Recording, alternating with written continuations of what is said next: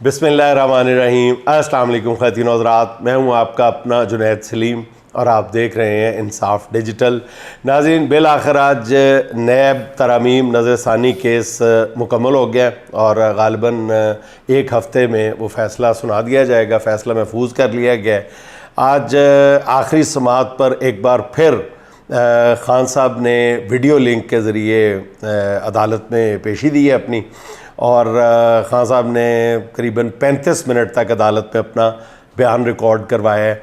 और इस दौरान ख़ान साहब और चीफ़ जस्टिस साहब के दरमियान हल्की फुल्की मोहब्बत भरी तो नहीं कही जा सकती, लेकिन हल्की फुल्की नोक झोंक होती रही है। ख़ान साहब ने शिकवा किया कि अदालत की बराह रास्त कार्रवाई नहीं दिखाई जा रही, तो उस पर ख़ान साहब ने कहा भी कि चीफ़ जस्टिस साहब ने अपने फ़ैसले में लिख दिया है कि मैं गैर ज़िम्मेदार कैरेक्टर का मालिक हूँ।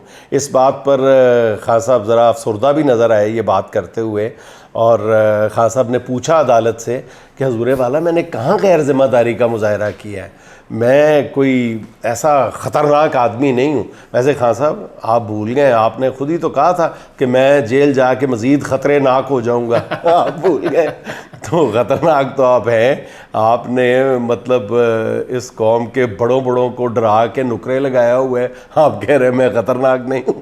ख़ान साहब इंज ना करो, ख़तरनाक तो तुम बहुत हो। अच्छा जी, इसी समाअत के दौरान जस्टिस अतर मिनल्ला साहब ने कहा है कि नैब तरामीम जो है वो मुस्तरद होने से ख़ान साहब को ख़ुद नुकसान पहुंचेगा, लेकिन ख़ान साहब ने एक ज़िम्मेदार सियासतदान की तरह कहा है कि हो सकता है इस फैसले से मुझे नुकसान पहुंचे, मगर इससे पाकिस्तान का दिवालिया निकल जाएगा। ख़ान साहब ने एक दफ़ा फिर ये साबित किया है कि उनको अपनी ज़ात से ज़्यादा कौम की, मुल्क की फ़िक्र है। तो और एक और मौके पे जब जस्टिस अतर मिनल्ला साहब ने कहा कि कौम को आपसे बहुत सी उम्मीदें हैं, मगर बदकिस्मती से आप जेल में हैं, तो ख़ान साहब ने कहा कि जी मुल्क में गैर एलानिया मार्शल लॉ लग चुका है और इन हालात में वो सिर्फ सुप्रीम कोर्ट की तरफ देख रहे हैं। अच्छा जी, इमरान ख़ान के बयान के दौरान जो अदालत का माहौल था ना, वो एक मरतबा फिर मतलब आप कह सकते हैं कि हू का आलम था। जब ख़ान साहब बात कर रहे थे तो कमरा अदालत में जजेस समेत हर शख्स पूरे इन्हमाक से ख़ान साहब की बातें सुन रहा था कि कोई एक लफ्ज़ भी मिस ना हो जाए, कोई एक जेस्चर भी मिस ना हो जाए, ना कानों से ना आँखों से, और पिन ड्रॉप साइलेंस थी। आखिर में चीफ़ जस्टिस साहब ने एक तरफ तो ख़ान साहब से बार बार चीफ़ जस्टिस साहब भी और 2-3 उनके हमनवा जो 3-4 जजेज़ हैं, वो ख़ान साहब को बच्चों की तरह डिक्टेट करते रहे कि आप अपनी बात करें, आप केस पे आएँ, आप केस पे आएँ। हालांकि जब कोई मतलब वो कोई 5वीं जमात का बच्चा तो नहीं इमरान खान, वो इस मुल्क का वज़ीर आज़म रहा है, वो इस वक्त मुल्क की 70-80% आबादी के दिलों की धड़कन बना हुआ है। हुज़ूर वाला जब वो बात करेगा तो वो अपना केस बिल्डअप करेगा ना, वो बच्चों की तरह बात तो नहीं कर सकता कि जो आप चाहते हैं येस और नो में जवाब दे दे, और ना अदालत ने येस और नो में पूछा था। अलबत्ता वो अपना केस जब बिल्डअप करेंगे तो कोई सियाक़ो सबाक़ के साथ ही करेंगे ना, यही ख़ान साहब कर रहे थे, जिस पर बार बार सारों ने 3-4 जजेस ने कहा कि आप अपने केस पे आए, अपने केस पे आए। तो ये कोई अच्छे ऑप्टिक्स नहीं थे, मेरा ख्याल है कि एक पॉपुलर वज़ीर आज़म के साथ इस बार ये वक्त फ़ैसला करेगा। तो एक आखिर में ख़ान साहब ने भी कहा और एक दो और जजेस ने भी कहा, देखा जाए तो फिर ये भी इस केस से हट के बात की गई थी। जिस बात से आप ख़ान साहब को मना कर रहे थे, तो चीफ़ जस्टिस साहब भी और दीगर एक दो जजेस ने ख़ान साहब से ये कहा कि आप बातचीत करके दीगर जमातों के साथ कोई मुज़ाकरात करें, कोई मसले का हल निकालें। तो बात तो फिर वहीं आ जाती है कि मसले का हल निकालने के लिए अगर मुज़ाकरात जो हैं वो नागज़ीर हैं, तो हुज़ूर वाला इस तरफ से तो सारी क़यादत तो अंदर बंद है। जिन लोगों ने मुज़ाकरात करने हैं उनको तो आपने जेलों में ताड़ा हुआ है, तो फिर मुज़ाकरात कैसे किए जा सकते हैं? वो आपने सुना होगा ना कि मेक्सिको से बहुत बड़ी तादाद में जो गैर कानूनी तारकीन वतन है वो पता नहीं कौन कौन सी रुकावटें अबूर करके, तैर के और भाग के और वो पता नहीं छलांगे लगा के तो वो अमेरिका में दाखिल होने की कोशिश करते हैं। तो किसी ने पूछा था किसी से कि जनाब ये मेक्सिको की ओलंपिक टीम क्यों नहीं है?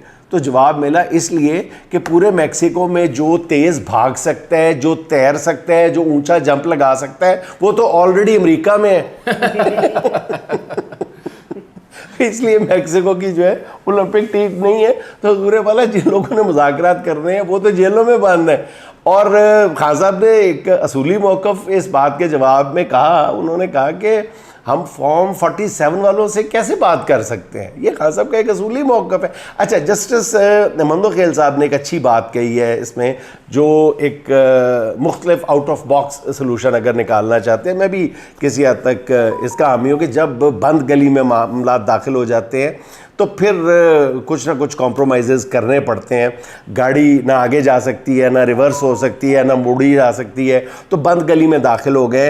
तो मंदोखेल साहब ने एक अच्छी बात कही, उन्होंने कहा कि जब आग लग जाए तो फिर ये जिस पानी से आग को बुझाना होता है उसके बारे में ये फ़ैसला नहीं किया जाता कि ये पानी पाक है या नापाक है। तो उनका मतलब यही था कि मुज़ाकरात किसी न किसी तरीके से शुरू किए जाए। फिर ये मसला आ गया कि जी खान साहब ने बादल नखास्ता ये भी ज़िक्र किया कि अपने ख़ुद को मिलने वाली जेल में सहूलतें और जो नवाज़ शरीफ साहब और दीगर उनके शरीफ फैमिली के अरकान को जेल में सहूलतें मिली हुई थी, मैं ज़ाती तौर पे जानता हूँ जी।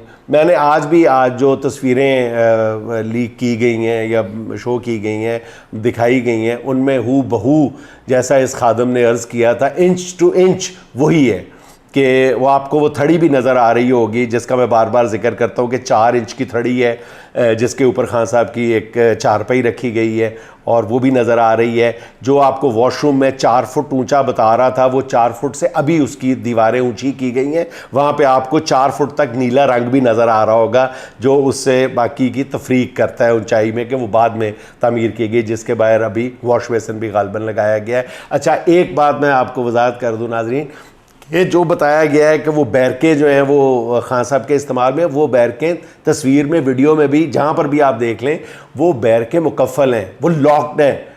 सिर्फ दरमियान में दिखाया गया है कि ये बैरकें खान साहब के इस्तेमाल में है, वो बिल्कुल नहीं है। खान साहब उसी कोठड़ी के अंदर, उसी सेल के अंदर 10 बाई 10 या 10 बाई 8 के सेल के अंदर बंद है। वो पैसेज है वहाँ पे गालबन खान साहब की जॉगिंग मशीन पड़ी हुई है, वो खान साहब के इस्तेमाल में 24 घंटे नहीं रहती।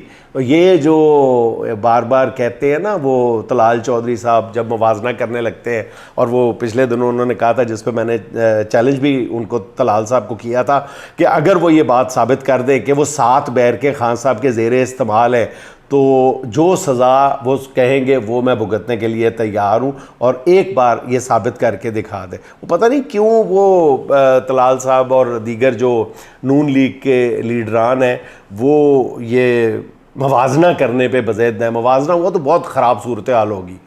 मियाँ मोहम्मद नवाज़ शरीफ, मियाँ मोहम्मद शहबाज शरीफ साहब, मरियम नवाज़ साहबा, इन सारों को जो पूरे पूरे घर मिले हुए थे, छोटे घर ही सही, बल्कि एक हमज़ा को तो पूरा घर मिला हुआ था कोट लखपत में।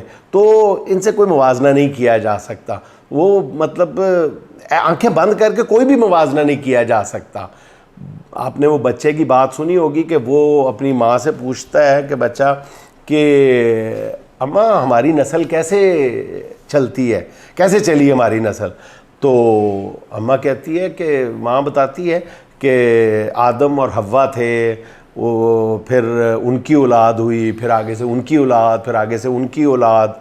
तो फिर वही बच्चा अपने बाप से पूछता है कि अब्बा हमारी नस्ल कैसे चली आगे? तो अब्बा कहता है कि वो डार्विन की थ्योरी वाला, कि हम पहले बंदर थे, फिर बंदर से फिर शक्ल तब्दील होती हम असल में बंदर थे।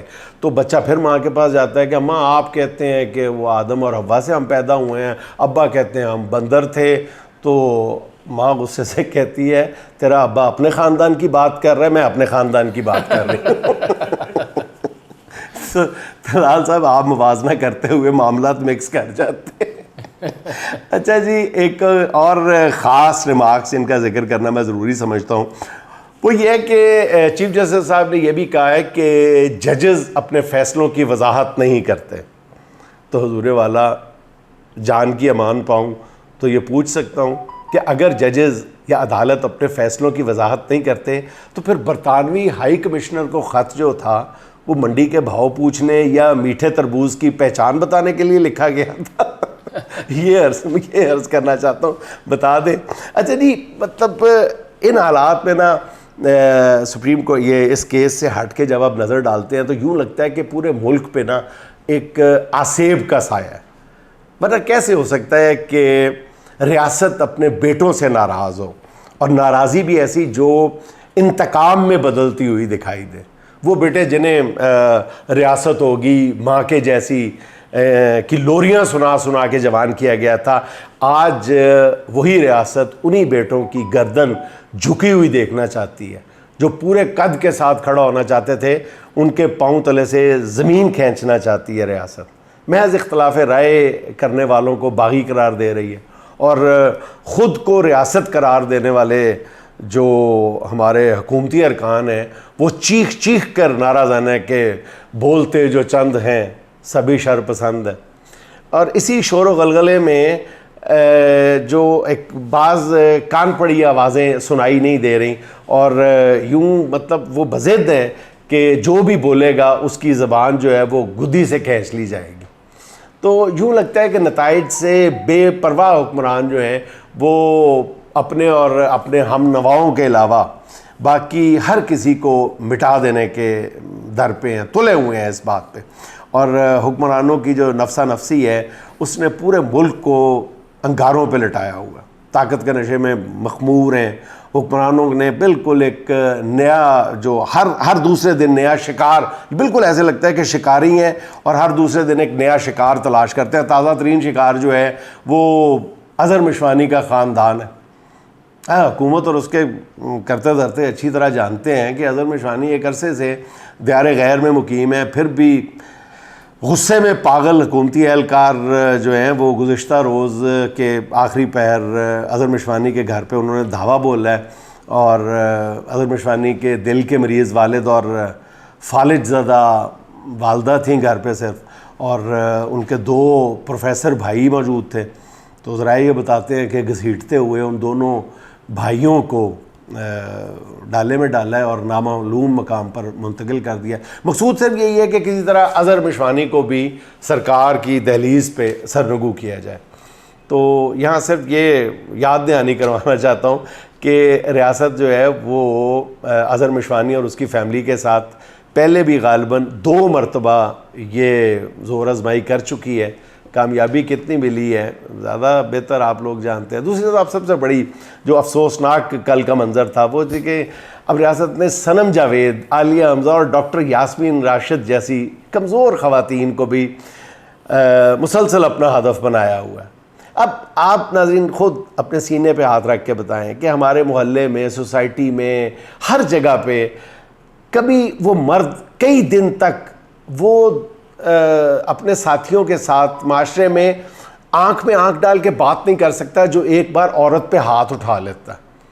ये हमारे माशरे की रवायात है। लेकिन ये देखें कि अब ये सनम जावेद और आलिया हमज़ा, अब मतलब क्या निकालना है आपने इन ख़वातीन? हड्डियों का ढांचा है ये दोनों बच्चियाँ।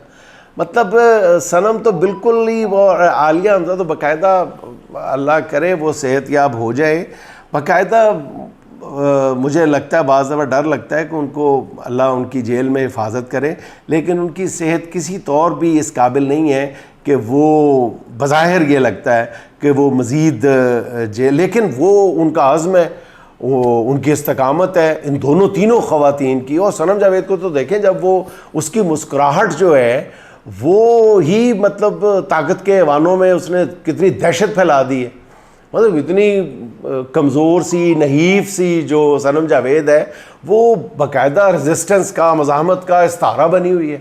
और आज आलिया हमज़ा और ये जो है उसने भी वही रवश अपनाई है।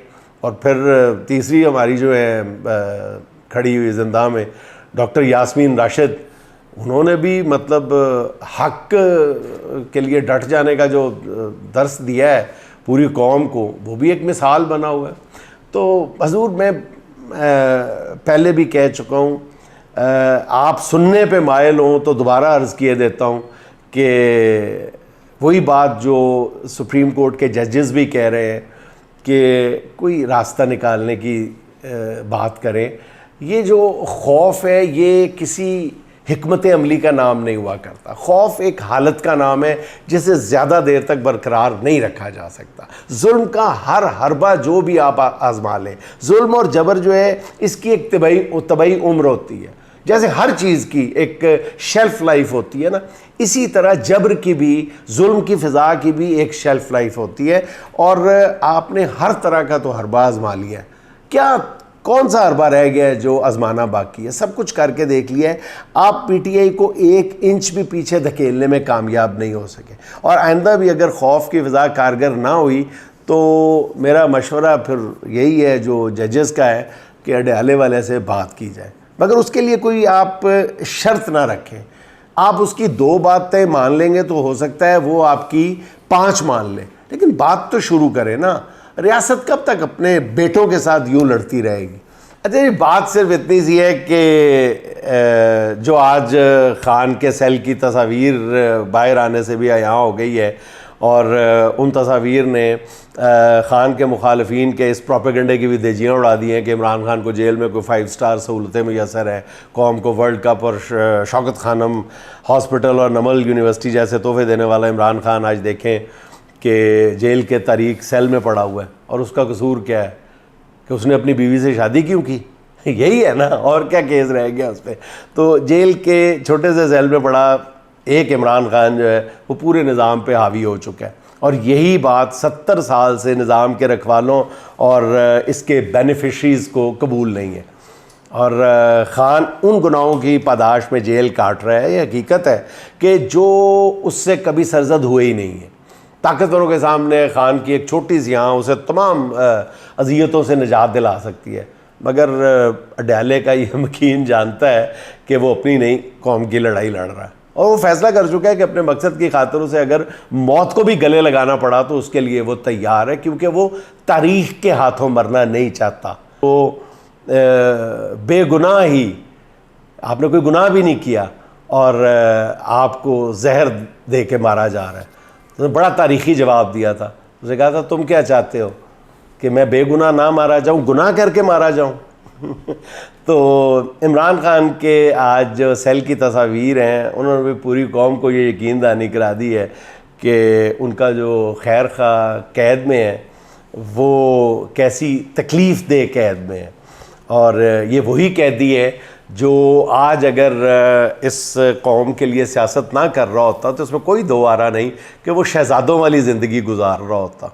तो आज की आखिरी बात भी इस तस्वीर के साथ मेरी आपकी खिदमत में अर्ज़ है। तू रह नवर्द शौक़ है मंजिल न कर कबूल, तू रह नवर्द शौक़ है मंजिल न कर कबूल, लैला भी हमनशी हो तो महमल न कर कबूल। जुए आप बढ़ के हो दरियाए तुंदो तेज़, साहिल तुझे अता हो तो साहिल न कर कबूल। सुबह अज़ल मुझसे कहा जिब्राइल ने, सुबह अज़ल ये मुझसे कहा जिब्राइल ने, जो अक्ल का ग़ुलाम हो वो दिल न कर कबूल। नाज़रीन खुश रहे, खुश रखें। आपसे मुलाकात होगी इंशाअल्लाह अगले व्लॉग में। अल्लाह।